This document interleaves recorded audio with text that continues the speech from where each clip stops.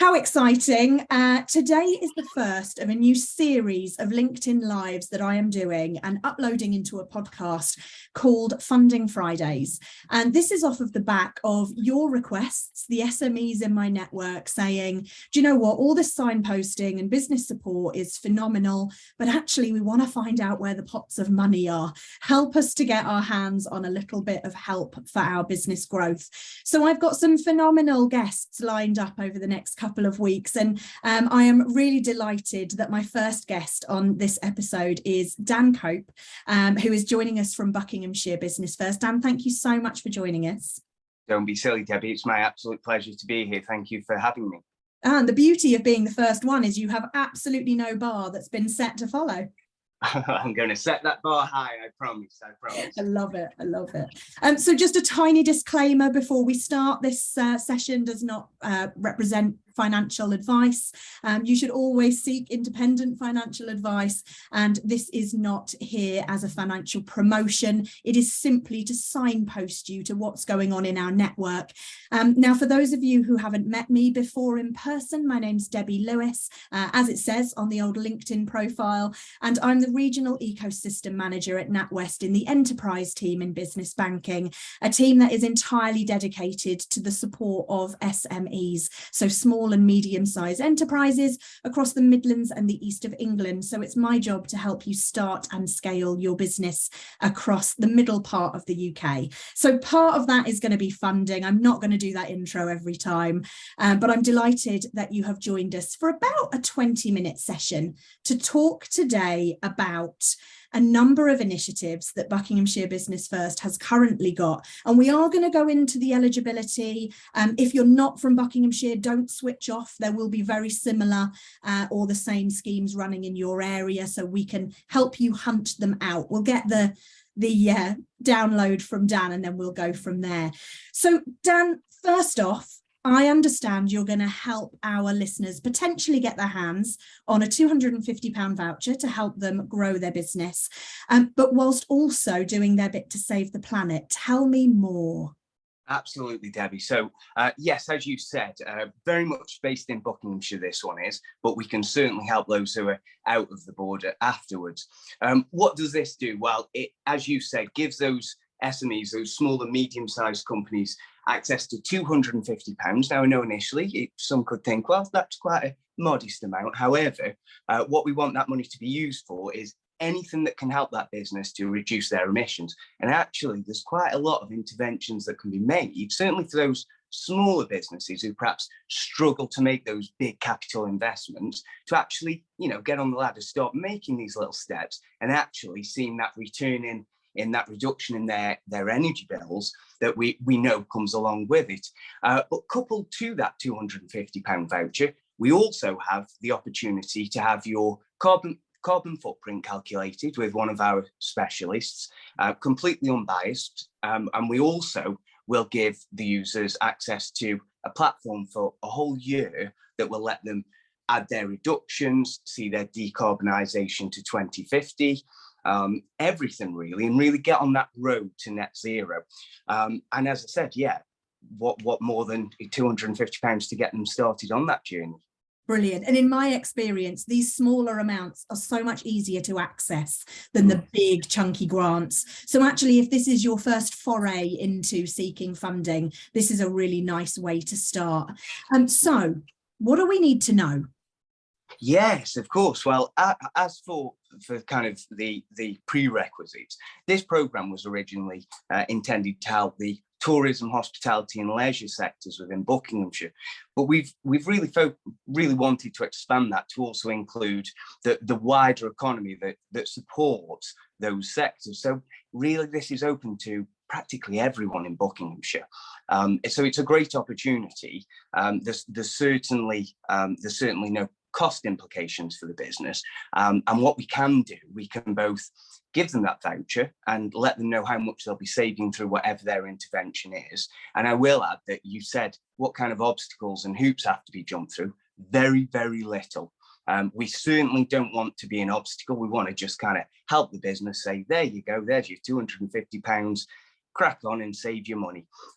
Other things we could use it for, well, we could buy some LED lights with it. We could get kind of intelligent thermostats. I'm sure you've seen the Nests, these really cool kind of futuristic smart thermostats. Well, actually, really simple technology that's been out for a number of years now.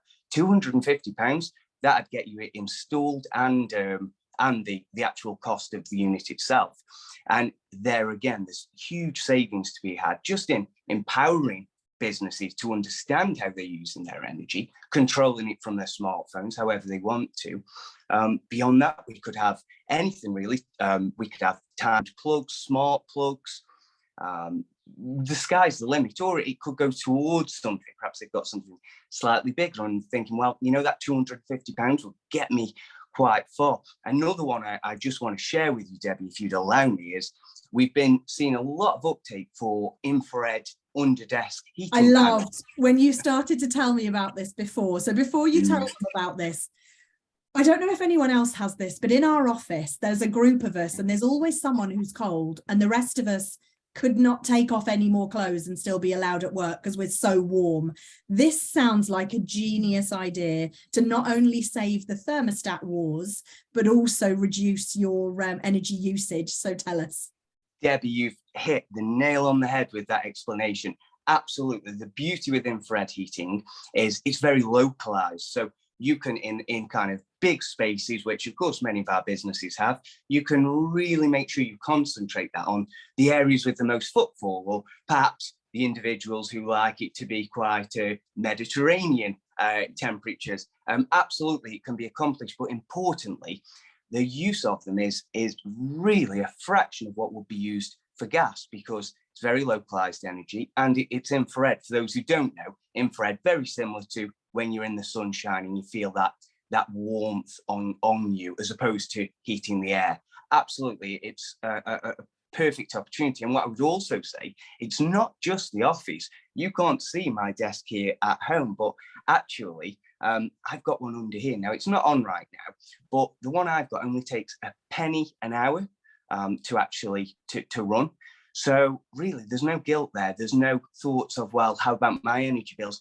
One thing we're hearing from businesses is, we have moved to more dynamic hybrid working, but we're really worried for our employees who this winter are going to be facing really brutal increases in their energy bills, as we all know. So again, this is another opportunity where they could buy 2 of those under desk heaters with that voucher.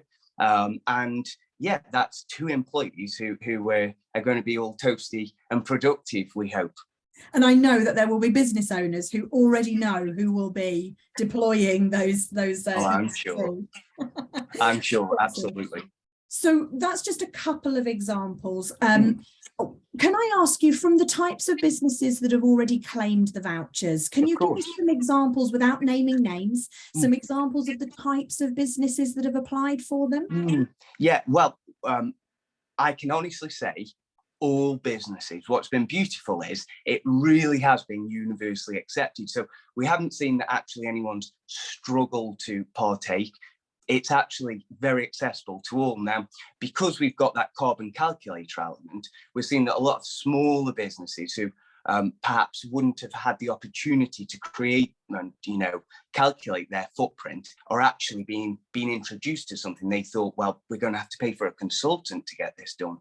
Actually, no. And those obstacles that they believe exist with the carbon footprint actually don't exist. I think it's more the perception of the obstacle. It's that thing of, what's our footprint? Well, we'll never know until we calculate it.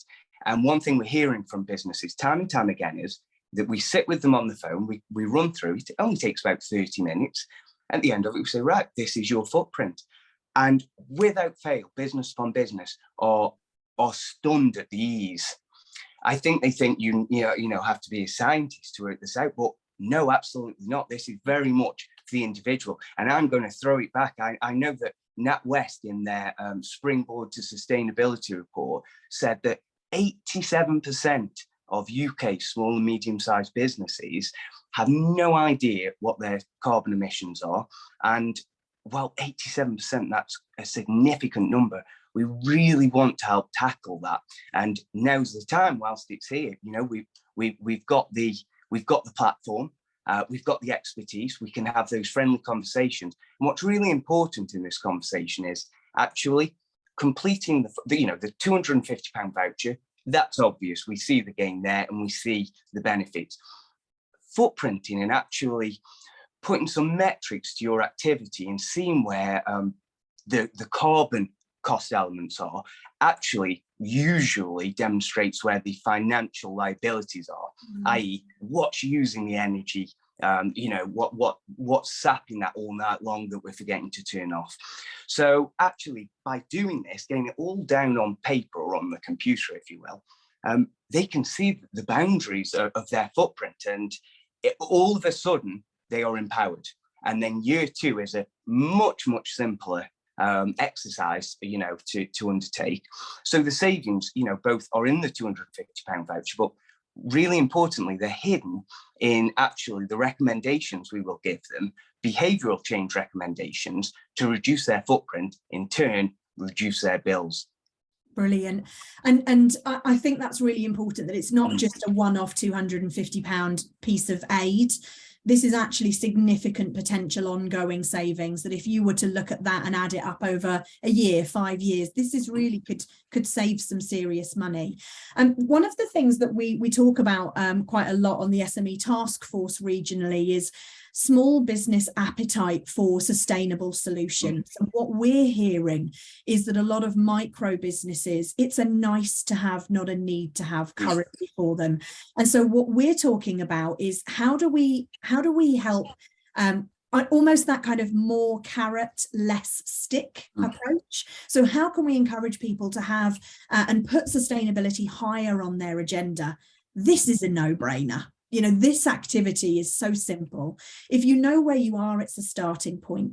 If you're a small business who is entering awards, this will open up a whole nother category for you, or a whole nother piece of evidence that you can put towards why your business is sustainably minded or taking steps towards sustainability. And you mentioned earlier that road to net zero. The government has some incredible appetite around this. And I don't know if you'll disagree, but I'm seeing a really slow uptake. So it would be amazing for us to get a bit more traction to help us on our way to that road to net zero. Yes, no, I would agree with you to the most part. I think absolutely right. As you said, those micro businesses, in Buckinghamshire, where this scheme's operating, micro business absolutely is kind of our rallying cry, because so many of our businesses are. But as you say, it's tough for them in 2 ways. One is, they think, well, the reductions I can make aren't going to be that big. So actually, where's the financial incentive for me? And beyond that, they're thinking, well, we can't make the kind of investment that a big manufacturer could, that will see that quick return on that energy. Well, I've seen it flip a little, because actually businesses now, the micro businesses, are terrified of what's to come this winter. Their energy profile usually is much heavier in the winter time, and unlike domestic users, where we're often used to a standing order charge, actually these businesses are going to face the brunt of those heating implications over the winter. So this could be the slight calm before the storm. So I know you were looking for the carrot there, but this is the carrot is the avoidance of what is to come. I guess it's another name for the stick, isn't it? So yeah, it's kind of an interesting picture there, in that those micro businesses now are becoming more aware. And what I would also say, we've got some stats from the FSB, Federation of Small Business, that tell us that actually in the current year compared to last year, we're going to see bills go from about an average of £5,000 to £15,000. Now that's a three times increase year on year. So actually these small, and this is, very much the sector we're talking about, can they take on that extra £10,000? Absolutely not. So again, this is a mitigation step to really try and combat what's coming there. I'll also just cap that with, we have a lot of research that suggests about 30% of reductions could be made for some businesses just through behavioural change. So again, you're speaking of those essential micro and small businesses who are thinking, well, what can we do? Well, take 30% off that 15,000, that's 4,500. that's pretty considerable. I appreciate it's not as simple as that, but I'm sure you can appreciate that with these kinds of numbers, there's absolutely a carrot there to be had. Yeah, 100%. And historically, when I ran my business, we had some sustainability grant funding very similar to this, maybe 10 years ago. And the things that we were able to do with it, because we had already become quite sustainably resourceful in our business, we were able to get a bit creative. So one year we were able to deploy the funds for a tablet, so that one of our team members didn't have to keep traveling, they could remote work. So we were saving on vehicle emissions, petrol, fuel costs, use of personal car for business, etc. That was a massive game changer for us, but it's really creative compared to the norm. We also had a friend who invested in community bicycles for their team because they lived locally. So what they did was they bought them bikes so that they could bike to work instead of using the car. Phenomenal. And then we would be more than happy to use the voucher for that. Please carry on, Debbie. And then we had somebody else who was already doing that. So they used the money to install a shower to encourage people to use the bikes to and from work, because they had now an area that people could get refreshed. That was the biggest challenge they were getting. So sometimes, correct me if I'm wrong, there are some really creative ways, as long as it's all for the right reason, for the right purpose, to get the right result. If people have got plans for something that they think will improve their sustainability credentials, they should get in touch to discuss it, right? Rule it out. They must get in touch. Absolutely, Debbie. You've really kind of hit on some interesting points there. Absolutely, it's being creative. But what practical steps they are. When you follow the model through, you don't have to be an environmental specialist to think, hang on, if we've got them bicycles, well, that's going to be one or two cars that aren't going to be used that day.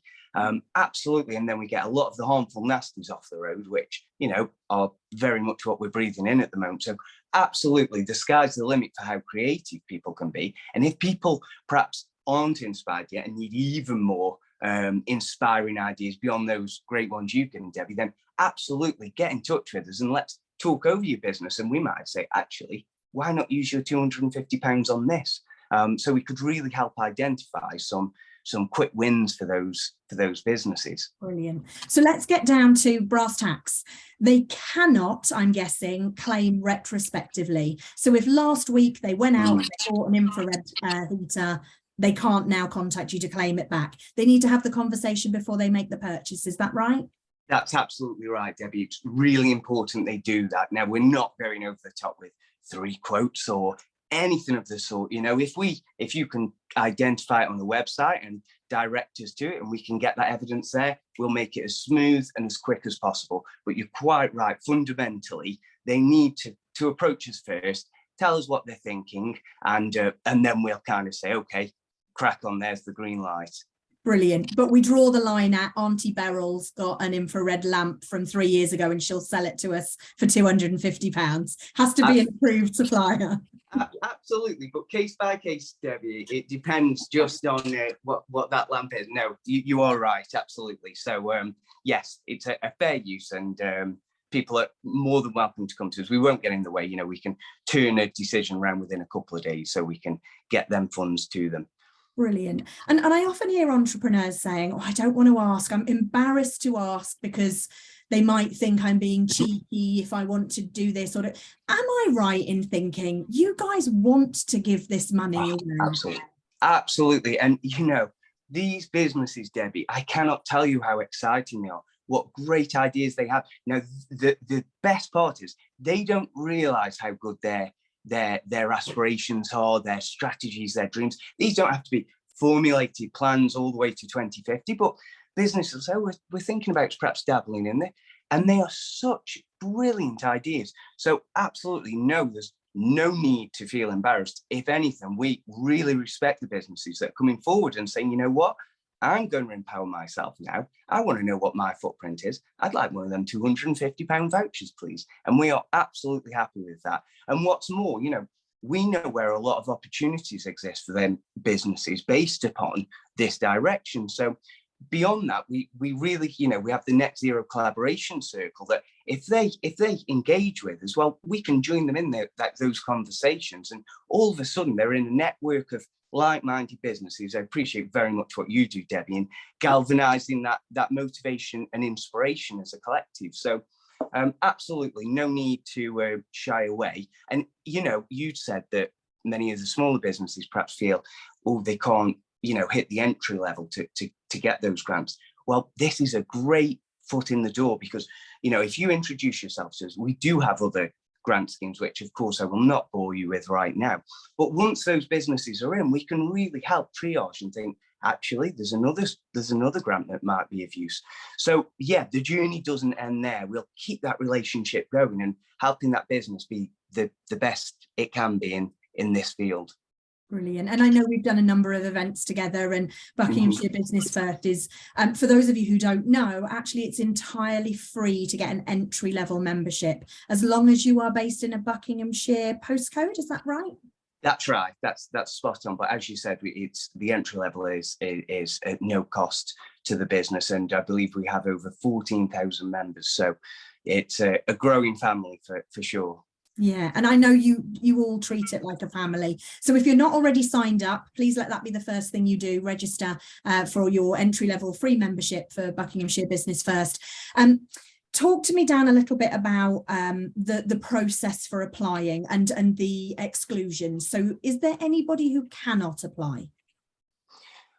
Really, it is a case by case because the gates are quite open. We're really not wanting to say no to any business that has kind of the motivation to get moving on this. We're really not wanting to stand in their way. So I'd say really it's pretty much open to all, but I would say there's a couple of niche exceptions around the edges, but get in contact with us in the first instance because we can probably see where you do fit into this picture and how you actually could access that funding. Now, none of the application is printed, so it's all digital. So we've really made it streamlined and a smooth process to undertake.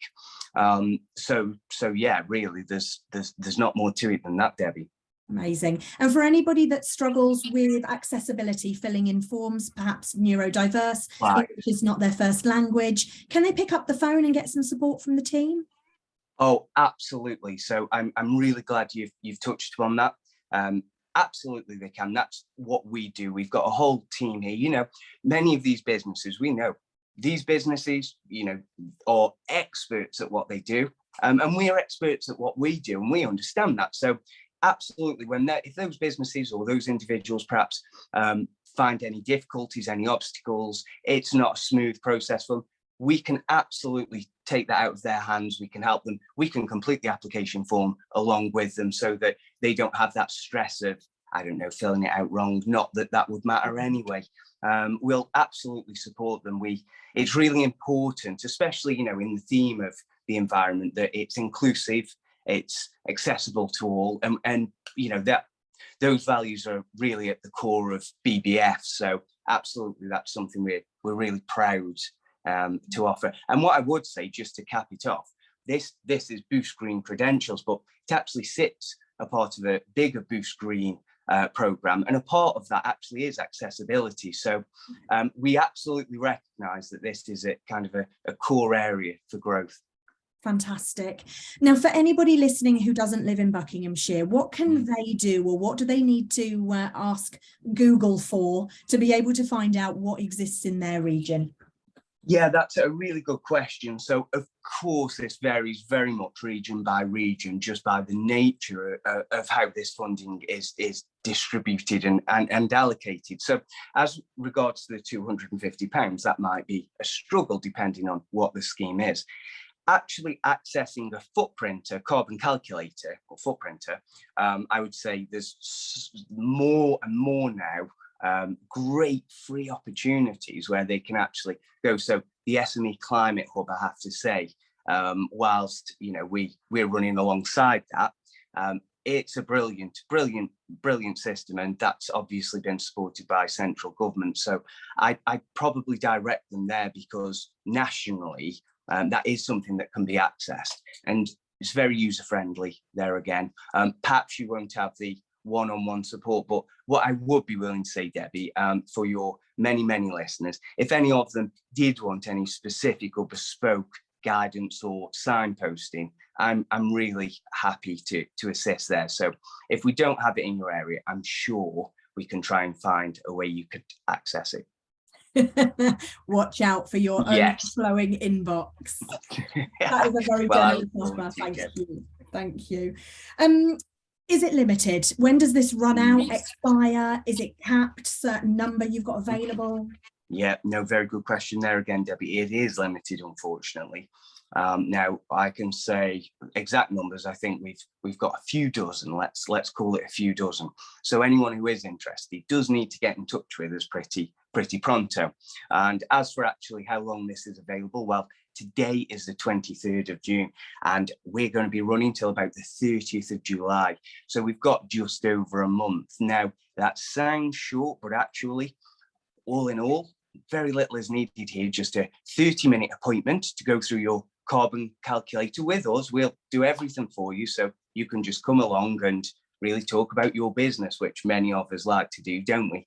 And then beyond that, it's as simple as you show us what you want to buy, we'll give you the approval, and you'll go ahead and buy it. So even though it's only going to be running for the next 5 weeks, there's still plenty of time for businesses to jump in and yes, grab their voucher. Take action now is what I'm hearing from you. Absolutely. Dan, thank you so much. Is there anything about this scheme that we haven't talked about that you think we must share before we sign off? I think you've covered it so brilliantly. And yeah, I just hark back to that point that you made, that this really is for everyone. So no one should feel, no one should feel this, oh, this isn't for me, this won't be an opportunity for me. It is, I guarantee it. Just let's have the conversation, and we'll show you how it is. That is absolutely brilliant. Dan, thank you so much. I hope that you've enjoyed this and that you'll join us again next week for Funding Friday here on LinkedIn. And if you would rather catch up on podcast, you can just search on Anchor or all of your favourite download platforms for Funding Friday, and you will find it there. Thanks for joining us. See you next week.